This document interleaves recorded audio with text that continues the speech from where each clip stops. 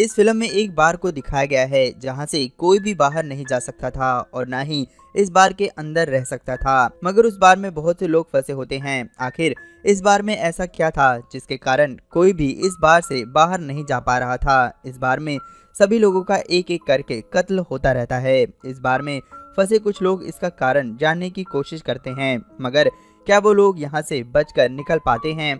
आखिर लास्ट में क्या होता है? ये फिल्म काफी डरावनी है। फिल्म की शुरुआत में एक बार को दिखाया जाता है जिसमें बहुत सारे लोग एंजॉय कर रहे होते हैं। तभी सर्जियो नाम का एक आदमी बार के अंदर आता है। उसी वक्त एक आदमी बार के बाहर जाता है। जैसे ही वह आदमी बार से बाहर जाता है, कोई उसे गोली मार देता है। बार में सभी लोग ये देखकर डर जाते हैं और कुछ भी समझ नहीं पाते कि आखिर क्या हुआ। गोली की आवाज सुनते ही बाहर सभी लोग तितर बितर हो जाते हैं। पूरा इलाका सुनसान हो जाता है। किसी को भी कुछ समझ नहीं आता कि उस आदमी को किसने गोली मारी और क्यों मारी। बार के अंदर एक आदमी बाहर निकलकर उस आदमी को देखने जाता है, लेकिन उसे भी एक गोली लगती है और वो वहीं पर मर जाता है। अब तो बार के अंदर मौजूद सभी लोग बहुत ज्यादा घबरा जाते हैं। सभी लोग अपने अपने मोबाइल से फोन लगाने की कोशिश करते हैं, लेकिन किसी के मोबाइल में नेटवर्क नहीं आ रहा होता। अब तो सभी लोग और भी ज्यादा डर जाते हैं। आखिर ऐसा कैसा हो सकता है कि किसी के मोबाइल पे नेटवर्क ही नहीं आ रहा? कोई भी बाहर जाने की हिम्मत नहीं जुटा पाता।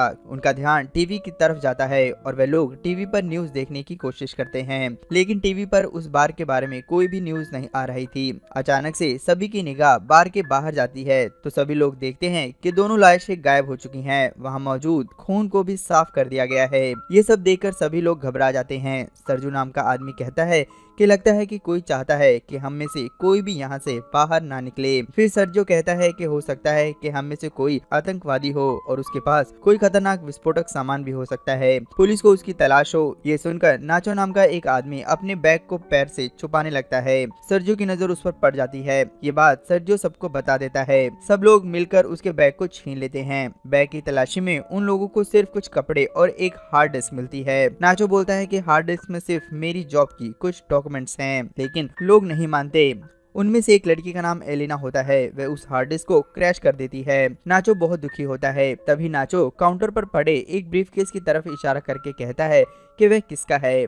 सर्जियो कहता है कि ये उसका है। तभी बार की ऑनर अम्पारो उस ब्रीफकेस को अपने हाथ में ले लेती है। सर्जियो ब्रीफकेस खोलने से मना करता है। तभी इजराइल नाम का एक आदमी उस ब्रीफकेस को खोल देता है। उसमें से औरतों के कपड़े बाहर निकलकर गिर पड़ते हैं। अभी वो लोग कुछ समझ ही पाते तभी उन्हें बाथरूम में कुछ आवाज सुनाई देती है। वे लोग बाथरूम खोलने की कोशिश करते हैं, लेकिन बाथरूम अंदर से बंद होता है। सभी लोग मिलकर बाथरूम का दरवाजा तोड़ देते हैं। अंदर एक मोटा सा आदमी बाथरूम में गिरकर बेहोश हो चुका था। उसके पास एक इंजेक्शन गिरा होता है।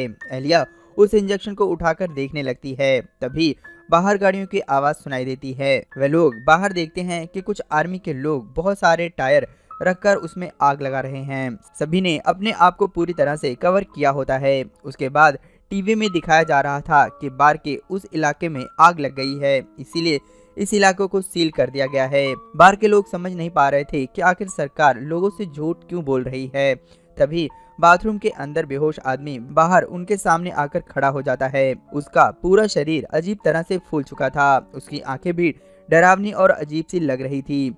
वे आदमी वहीं पर गिरकर मर जाता है। मरने से पहले वे आदमी सभी को डू नॉट टच मी कहता है। उसके पास उसका फोन पड़ा होता है, जिसे देखने पर पता चलता है कि ये आदमी एक आर्मी ऑफिसर था। उसके पास मौजूद फोन में और फोटोज देखने पर पता चलता है कि ये जहाँ पर काम कर रहा था वहाँ के लोग वायरस से प्रोटेक्शन वाले किट पहना करते थे। इसका मतलब कि ये आदमी किसी वायरस से इन्फेक्टेड था, इसीलिए इस पूरे इलाके को क्वारंटीन किया जा रहा था। सरकार इस बार के लोगों को किसी भी हाल में बाहर नहीं जाने देना चाहती थी। तभी हम देखते हैं कि नाचो अपने मोबाइल को लेकर एक टेबल पर खड़ा होता है और नेटवर्क लाने की कोशिश करता है। अचानक से उसके मोबाइल में नेटवर्क आ जाता है। वे लोग उसे सब बातें किसी मीडिया वाले को बताने के लिए कहते हैं। तभी सादुर नाम का एक आदमी भी फोन पर बात करने के लिए टेबल पर चढ़ जाता है। इससे पहले कि वे किसी से बात कर पाते वह टेबल टूट जाती है और वे दोनों नीचे गिर जाते हैं। अंड्रेस नाम का आदमी नाचो से फोन मांगता है। तभी इम्पारो नाम की लड़की उसे रोक देती है। वे कहती है कि ये फोन उसी आदमी का है, इसीलिए इस फोन को और उस आदमी को छूने वाले लोग इन्फेक्टेड हो सकते हैं। सब लोग उसकी बात समझ जाते हैं। ऐसे 5 लोग होते हैं जो किसी न किसी तरह उस आदमी या फिर उसके मोबाइल के संपर्क में आ गए थे, जबकि 3 लोग बच गए थे जो उस आदमी के संपर्क में नहीं आए थे। अंड्रेस गन के नोक पर उन 5 को कहता है कि इस आदमी की लाश को नीचे तहखाने में डालकर तुम लोग भी नीचे चले जाओ। अब ऊपर सिर्फ 3 लोग बच गए थे। नीचे एक लेडी ट्रिनी को सफोकेशन होने लगी। वह ऊपर वालों को तहखाने का दरवाजा खोलने के लिए कहती है, लेकिन कोई भी उसकी बात नहीं मानता। अचानक से ट्रिनी गिर जाती है और उससे कुछ बोतल टूट जाती हैं, जिसका लिक्विड एक तरफ जाने लगता है। वे लोग समझ जाते हैं कि ये कोई ड्रेनेज सिस्टम है। वे लोग उस ड्रेनेज सिस्टम से होते हुए बाहर निकलने का प्लान बनाते हैं। इजराइल उस ढक्कन को खोल देता है और उस ड्रेनेज से होते हुए बाहर निकलने का प्लान बनाता है। ड्रेनेज का छेद बहुत छोटा था। इजराइल अपने पूरे शरीर पर तेल लगाकर उस ड्रेनेज के होल को पार करने की कोशिश करता है, लेकिन ड्रेनेज का छेद कुछ ज्यादा ही छोटा होता है। इजराइल का आधा शरीर ऊपर और आधा नीचे होता है। अचानक ऊपर गोलियों की आवाज सुनाई देती है। थोड़ी देर बाद ऊपर कुछ धुआं जैसा दिखाई देता है। उन्हें पता चल गया था कि आर्मी वाले ऊपर वालों को गोली मारकर बार को जला रहे हैं। वे लोग इजराइल को वापस ऊपर खींच लेते हैं। सभी लोग तहखाने का दरवाजा खोलकर बाहर देखते हैं तो बार पूरी तरह से जल चुका था। वे लोग धीरे धीरे ऊपर आते हैं। नाचो को एक गन दिखाई देती है और वह उसे धीरे से अपने पास रख लेता है। वे लोग देखते हैं कि बाहर से बार को कवर किया जा रहा है। वे लोग बिल्कुल शांत हो जाते हैं। अगर उन लोगों को पता चल जाता कि ये लोग जिंदा हैं तो उन्हें भी मार दिया जाएगा। तभी किसी का मोबाइल बजता है। ये उसी मोटो नाम के आदमी का मोबाइल था। एलिना उस मोबाइल को उठाकर उसकी चैट पढ़ती है, जिसमें एक आदमी उस मोटो नाम के आदमी से पूछता है कि वैक्सीन लगाने के बाद उसकी हालत कैसी है। मोटा आदमी कहता है कि वैक्सीन लगाने के बाद उसकी हालत और भी खराब हो गई है। वह एक बार के वॉशरूम में छुपा हुआ है। तुम लोग यहाँ आने की कोशिश मत करना। तब एलिना उसकी पुरानी चैट भी पढ़ती है, जहाँ इस आदमी ने एक जगह लिखा था कि अभी उसके पास 4 और हैं। इसका मतलब कि वो लोग समझ जाते हैं कि इस आदमी के पास जो इंजेक्शन था वह एक वैक्सीन थी। वे सभी लोग बहुत खुश होते हैं। वैक्सीन से उनकी जान बच सकती थी। तभी वह मोबाइल दोबारा से बजने लगता है। इससे पहले कि वे लोग फोन उठाते उसकी बैटरी खत्म हो जाती है। वे सभी लोग मोबाइल को चार्ज करने की कोशिश करने लग जाते हैं। तब एलिना को याद आता है कि उसके पास 4 और हैं। उसका मतलब वैक्सीन उसके पास ही होनी चाहिए। सभी लोग दौड़कर तहखाने में जाते हैं, लेकिन वैक्सीन उस मोटे आदमी के पास नहीं होती। तब सभी लोग वॉशरूम में जाते हैं, जहां इजराइल पहले से ही वैक्सीन को लेकर बैठा होता है। इजराइल किसी एक से अपना बलिदान मांगता है, क्योंकि वे सभी लोग 5 थे जबकि वैक्सीन सिर्फ 4 थी। इजराइल उनमें से एक वैक्सीन निकालकर अपने शरीर में इंजेक्ट कर लेता है। हालांकि नाचो गन से उसे रोकने की कोशिश करता है। उन दोनों में लड़ाई होने लगती है। इजराइल भारी पड़ता है और नाचो से गन छीन लेता है। हाथापाई के दौरान इजराइल के हाथ से वैक्सीन छूटकर तहखाने में गिर जाती है। ट्रिनी तहखाने में जाकर वैक्सीन को उठा लेती है, लेकिन उसके हाथ से भी वैक्सीन छूटकर खुले हुए नाले में गिर जाती है। सब लोग परेशान हो जाते हैं कि आखिर वैक्सीन को नाले से कैसे निकालें। सब लोग एलिना को नीचे जाकर वैक्सीन लाने के लिए कहते हैं, क्योंकि वह सबसे पतली होती है। पहले तो एलिना मना कर देती है, बाद में वह राजी हो जाती है।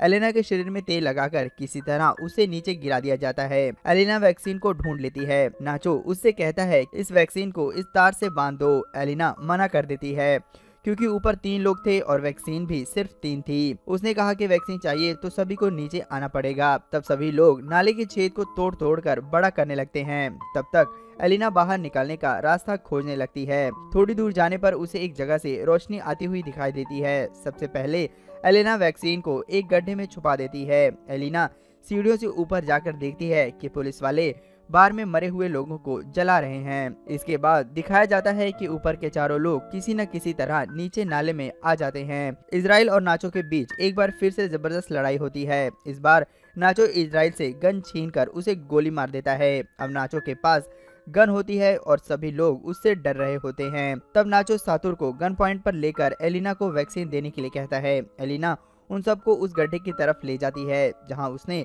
वैक्सीन छुपा रखी थी। रास्ते में ट्रिनी सातुर को पानी में डुबाकर मारने की कोशिश करती है। नाचो उसे ऐसा करने से मना कर देता है। तब ट्रिनी कहती है कि तुम लोग मुझे मार दो। नाचो उसे मारने की कोशिश करता है, लेकिन मार नहीं पाता। तब ट्रिनी खुद ही उससे गन लेकर अपने आप को गोली मार देती है। अब तीनों लोग एक एक वैक्सीन ले लेते हैं। इससे पहले कि वे अपने आप को वैक्सीन लगाते, इजराइल वहां आ जाता है। आते ही सबसे पहले वे सातुर को मार देता है। इजराइल गुस्से में नाचो और एलिना को भी मारने के लिए आगे बढ़ता है। तभी एलिना को एक सीढ़ी दिखाई देती है। एलिना सीढ़ियों से ऊपर चढ़ने लगती है। आगे आगे एलिना होती है और पीछे पीछे नाचो और उसके पीछे इजराइल होता है। अचानक से एलिना के हाथ से वैक्सीन छूटकर नीचे गिर जाती है। तब नाचो उसे अपनी वैक्सीन दे देता है। इसी दौरान इजराइल नाचो को नीचे की तरफ खींच लेता है और वे दोनों नीचे गिरकर मर जाते हैं। एलिना वैक्सीन इंजेक्ट करती है और ड्रेनेज होल से बाहर निकल जाती है। वह होश में नहीं होती। एक औरत उसकी हालत देखकर अपनी जैकेट उसके ऊपर डाल देती है। इसी के साथ एलिना उसी भीड़ में शामिल हो जाती है जो बार के बाहर इकट्ठी हुई थी। इसी के साथ ये फिल्म यहीं पर खत्म हो जाती है।